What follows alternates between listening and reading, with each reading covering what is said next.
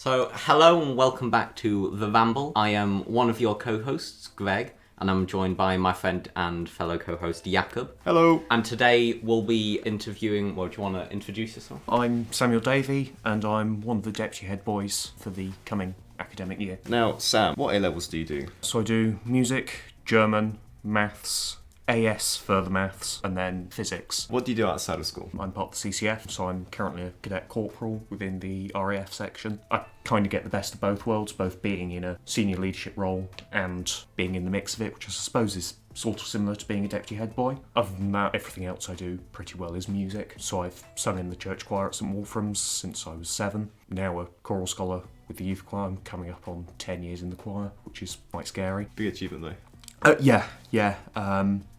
And hopefully I'm going to take that further. I'm looking to do music at Cambridge, and I'm hoping to get into the choir at King's College. No biggie. Yeah, no biggie. And of course I've got to get into Cambridge, like normally, before I even get there.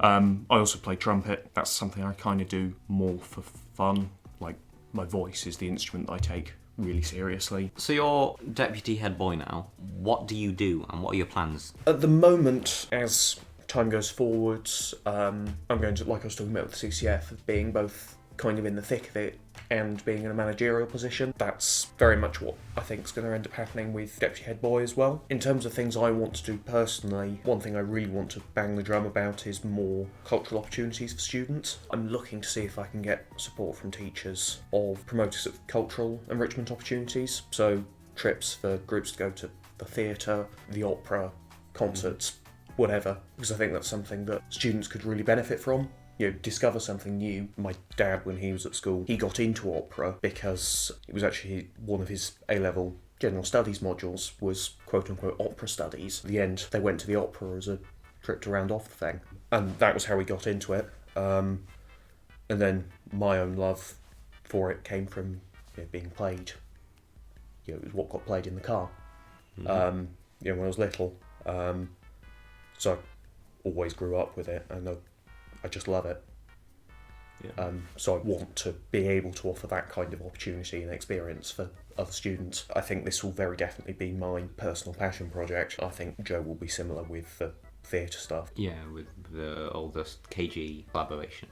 Yeah. I think Joe's quite focused on that, I think. I mean, the general collaboration, Joe, George and I are all quite keen on, because, charity events, stuff like that as well. There's all sorts of stuff we could organise together and bring the two schools together. Obviously, you've not done much yet as deputy head, but you have just passed, basically, or very recently, passed the whole interview process. Yes, for getting in. And so it's a little way off now.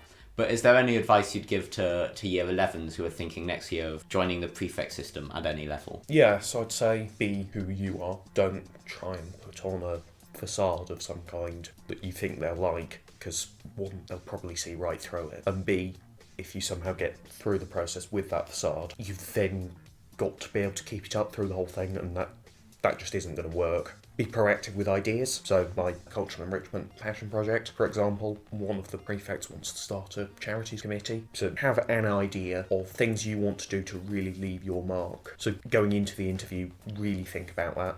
Also think about the school's values. Think about how you can sort of frame whatever it is you're talking about as being an example of X within the school's values. So, for example, I talked about my CCF as embodying in one way or another all of the school's values. Obviously, perseverance, courage and so on. There are some things I've done that frankly terrified me or were challenging.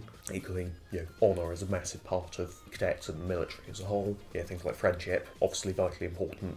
Teamwork, fundamentally to a degree, revolves around a form of friendship. In humility, you've got to be humble, because otherwise that team's not going to work. So think about something you do and how you can frame that in terms of the school's values. How much does this role affect time management and your other duties? Not too much, to be honest.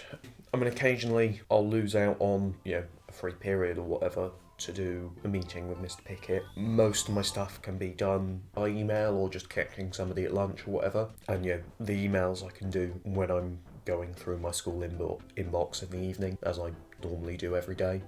I've lost a lunchtime to prefect duties, but that's really not that bad. Just standing in front of the old school, just watching over some year 8s for an hour isn't the most exciting thing on earth. But you can chat with them.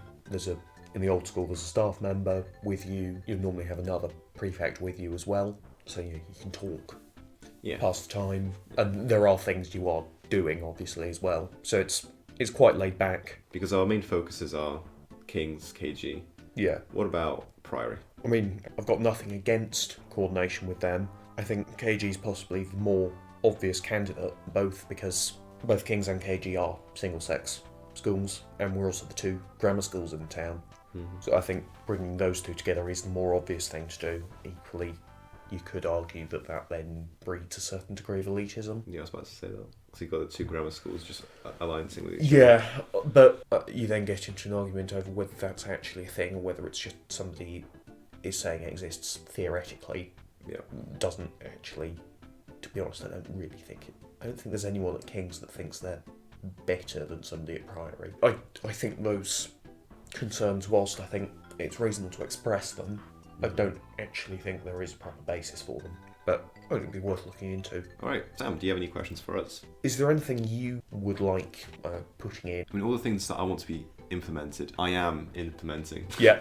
And that's already underway. I'll quite like stronger links between school years, particularly between lower years and sixth form. That's something we're really looking into how to do. Some ideas, although how we'd actually go about them hasn't really been substantiated yet. I mean, I know basically every year's tried this to some degree, and there's been progress, but I don't think there's been enough. But I think if you can get, say, year 7s really feeling like they have some kind of say in how the school's run, they will continue to be involved in those.